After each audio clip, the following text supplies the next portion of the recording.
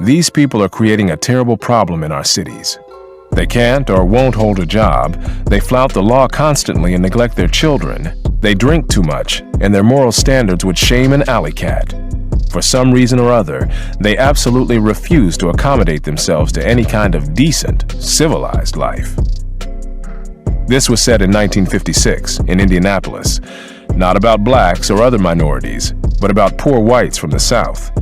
Nor was Indianapolis unique in this respect. A 1951 survey in Detroit found that white Southerners living there were considered undesirable by 21% of those surveyed, compared to 13% who ranked blacks the same way. In the late 1940s, a Chicago employer said frankly, "I told the guard at the plant gate to tell the hillbillies that there were no openings." When poor whites from the South moved into northern cities to work in war plants during the Second World War, occasionally a white Southerner would find that a flat or a furnished room had just been rented when the landlord heard his Southern accent.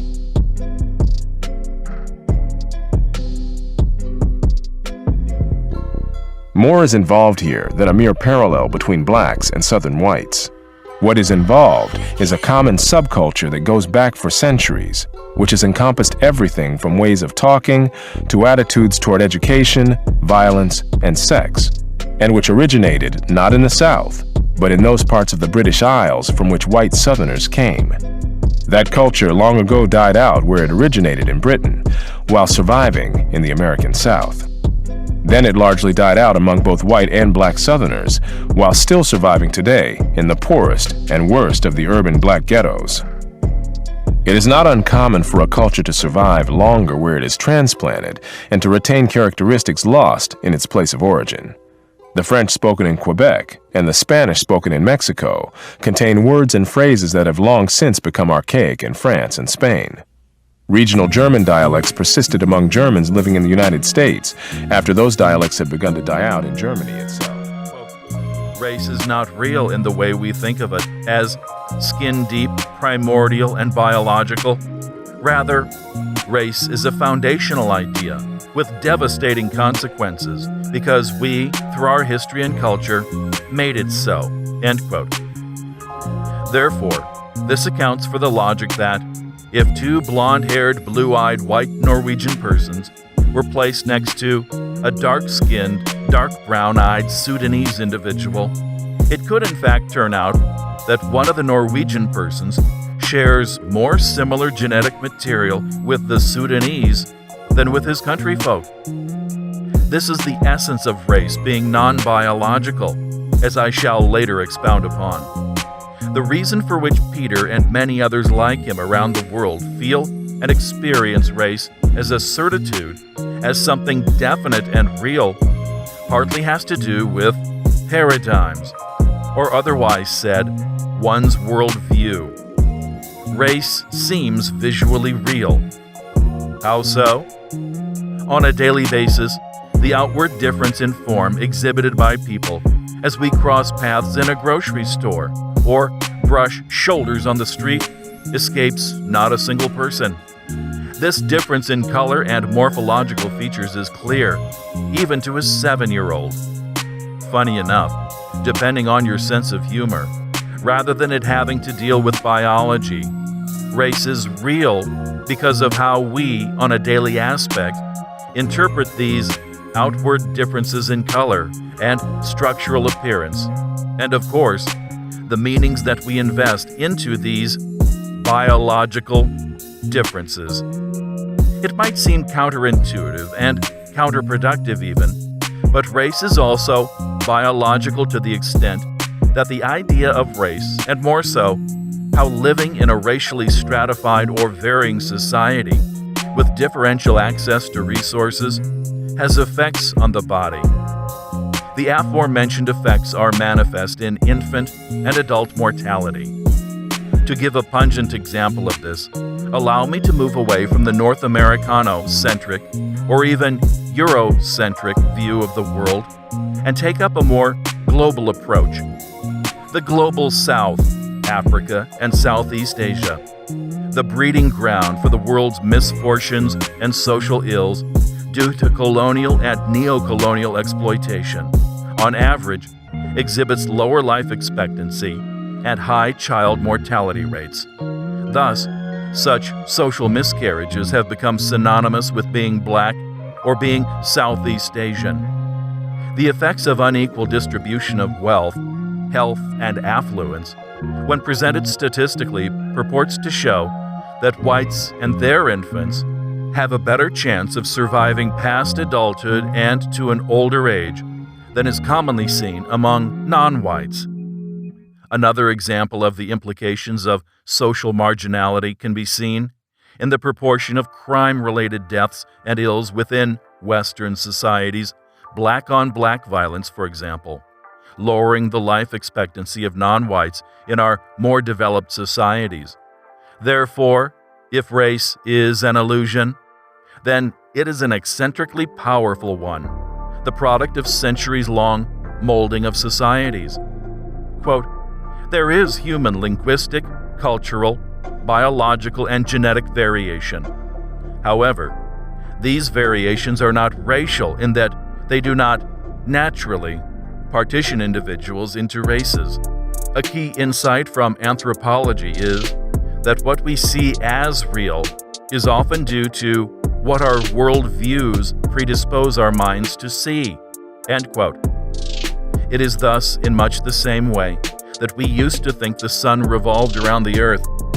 Our conceited geocentric notions of peculiarity were shattered upon the discovery of the world being at least somewhat spherical, changing our worldview of what it meant to be human. Yet the notions of our past worldview still affect our contemporary paradigms, since we still make mention of the sun rising and setting, as though hinting to the fact the flaming fireball of gas in the sky is in motion, in the stead of the globe spinning. We, for example, do not say that the earth has spun towards light or to darkness as a way of describing dawn and dusk periods of the day. It is much this lingering effect, despite our paradigm shift, that affects our view of race even today. As humans, we see variation as race only because the idea is all around us and is unquestioned or insufficiently questioned. In effect, race is not only a social construct, but rather, it is also a powerful social contract. Quote, "History is written by the victors." End quote. From Walter Benjamin. Apart from the Quakers and a few marginal groups of the sort, it was commonplace to most before the mid-17th century and Lincoln's proclamation of emancipation that enslaved Africans were 3/5 of a person. The aforementioned logic was the rationale used as a means of justifying the inhumanity performed by the civilized part of humanity. While the 13th Amendment changed this formulation, the racial contract was, and still is, much deeper than laws and official statements. Yet despite that, the recognition of blacks as fellow humans preempted the erection of additional laws against miscegenation, interracial marriage, guaranteeing, for one thing, the perpetuation of the inferiority complex amongst black communities in the U.S. This complex was particularly enduring because the idea of race as a paradigm has become, over time, deeply etched into our minds and institutions. Therefore, if we earnestly want to expose racial thinking today, then just as weeds will return if not pulled out by the roots, we will not get beyond racism unless we pay attention to the roots, that is, to its foundational ideas. As fundamentally woven of an idea as race is into our minds and institutions, we still, I believe, can change the way that we understand race, and even how race is to, from henceforth, embedded itself in our institutions. I wish to clarify that racial issues, in and of themselves, are not what I am here talking about. Instead, I wish to lay claim to the notion of race, racism, sexism, and all forms of marginalization as being the product of class antagonisms. Such occurrences of inequality are the manifest tools of the few to control the many. Hence, with the above-stated perspective of racism as a strategic tool for control, it only thus makes sense that from the system of slavery to the Jim Crow way of life and overt racism, up until our contemporary system of covert racism, the divide and conquer strategy stays the same, despite the variant methods used to accomplish it.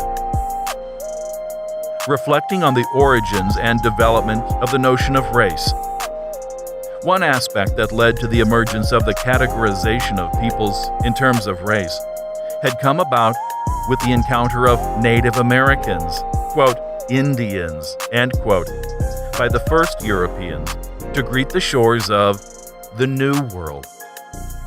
It is tough to speak of the story of America and of race and of class antagonisms without making mention, even in the slightest, of the story of how whiteness came to be. The place is colonial Virginia, the year 1691. This setting marks the first time that the term white is legally used in a statute, the effect of which, among others, quote, expanded the range and severity of punishments for interracial marriage and sexual relations. This statute is an early example of how colonial leaders attempted to preserve the boundaries of whiteness as they understood them, end quote. As a consequence of such social manipulations by the higher-ups of that colonial society, today, many individuals we see and treat as white would not have been so in 1691. What did it take to be white? Religious and national affiliations were in large part indicators of where one would lie on the racial spectrum. This white class was reserved only for Protestant Anglo-Americans. At the time, German and Irish immigrants and their offspring were not yet quite white, and in addition, only the landowning class of the aforementioned defined white class enjoyed the full benefits of citizenship. Quote, like all racial formations, however, the development of whiteness is an ongoing process, or project, end quote. As such, definitions and walled-up boundaries of whiteness have changed throughout American history, with the expansion resulting from the strategic need from place to place and time to time for the balancing of nativist and anti-immigrant prejudices with the labor needs of a growing nation. The impetus that drove these changes during the changing times and needs of the nation came from scientists, policymakers, and other economically dominant actors. For a better understanding of contemporary racial whiteness, we, like numerous other scholars and seekers of the truth, begin with W.E.B. Du Bois, the source of several critical expositions into what it is that makes or does not make for race or racism in America.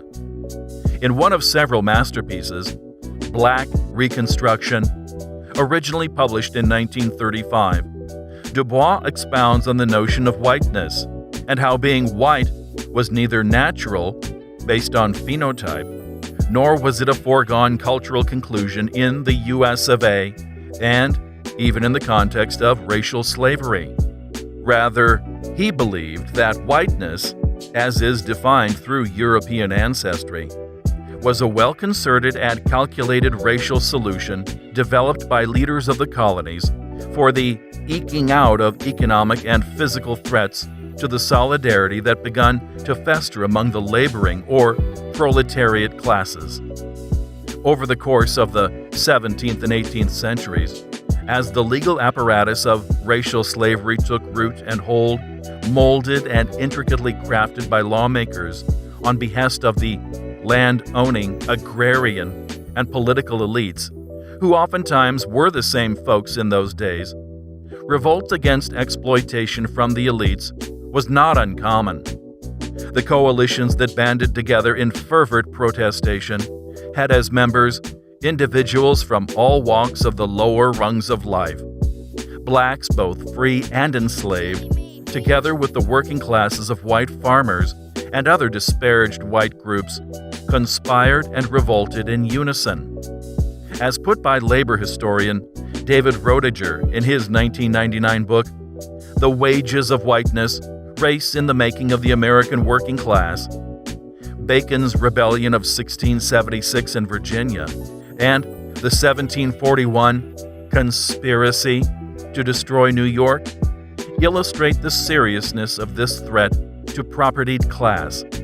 To answer the lesser folk, the white elites thus resolved to undermine interracial working class solidarity. How so?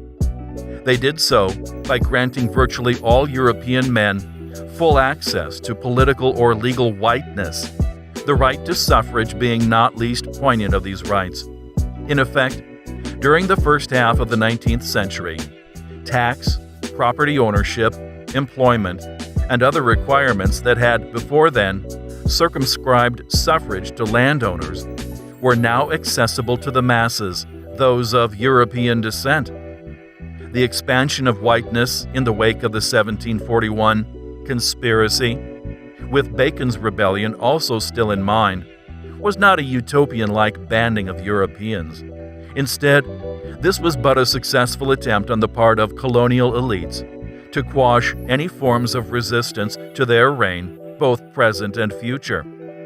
This newfound racial alliance with the elites, for Du Bois, and on these terms, was insidious to society, since working-class whiteness, freshly baked in an elite oven, posited on the betrayal and suppression of shared class interests in favor of white supremacy and privilege.